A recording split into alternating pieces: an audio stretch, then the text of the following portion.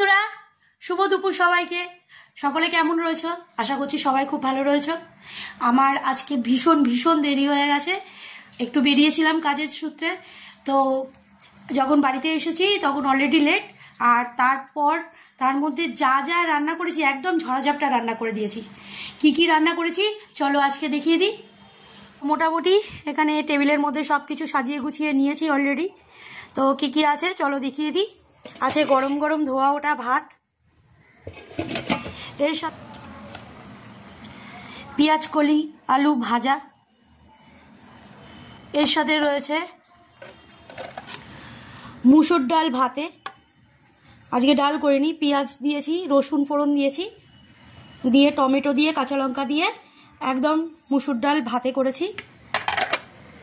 এর সাথে রয়েছে তেলাপিয়া মাছের তেল ঝাল, গায়ে গায়ে লাল লাল করে তেল ঝাল।